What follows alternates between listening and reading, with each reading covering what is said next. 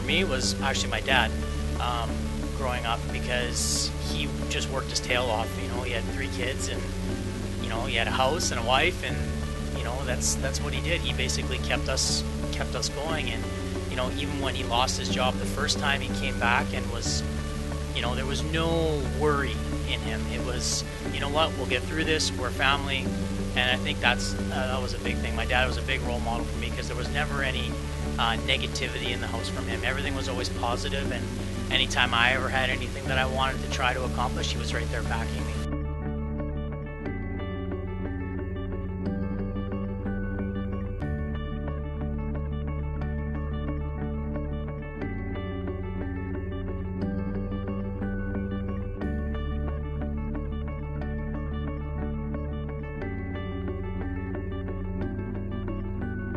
Taken part in a lot of sporting activities, a lot of drama activities, but one thing is interesting is that I also grew up with a lot of cousins within the neighborhood, so there's a strong influence not only just of my parents but also my aunts and uncles and my cousins. So a lot of times we did a lot of things together that made it really impact towards, I think, just defining who I was, and of course having an understanding of my culture, and of course being part of activities involved in school.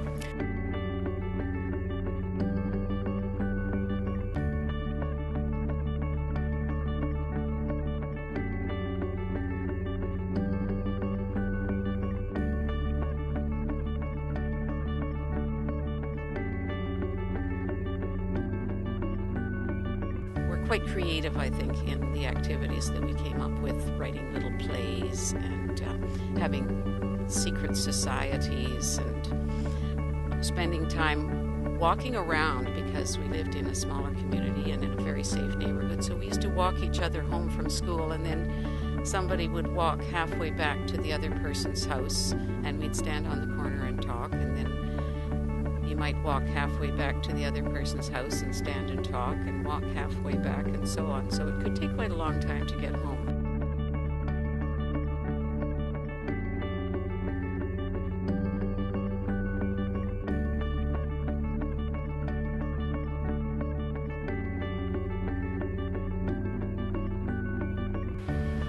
When I was 12 years old, my dad lost his leg, so unfortunately he had a lot of health issues. So I grew up in my uncle's bakery, and so basically it was kind of like I went to work after school, and just started working after school every day.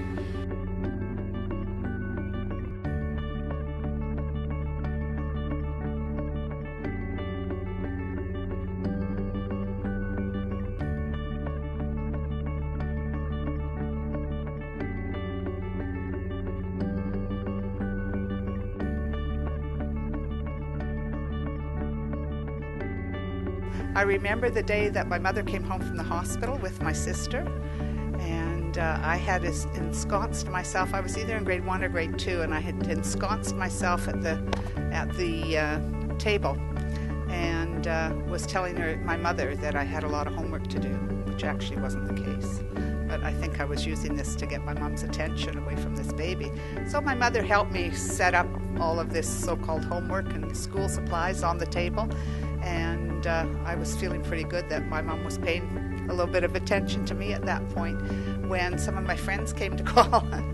And so my mother answered the door and said, "Well, I'm sorry Dawn can't come out to play because she's very busy doing her homework right now."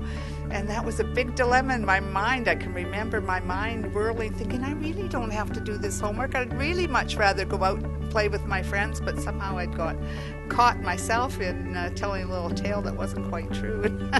I don't remember how I finally got out, but I imagine I did.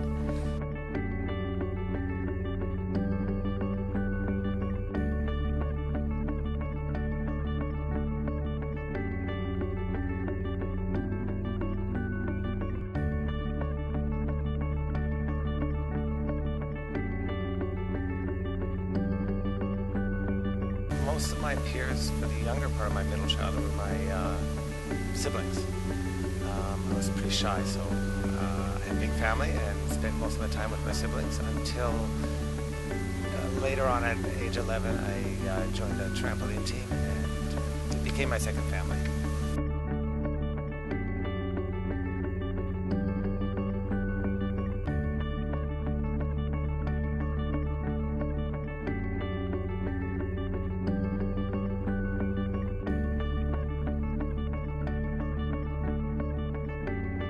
peer interaction was very positive. I had lots of friends.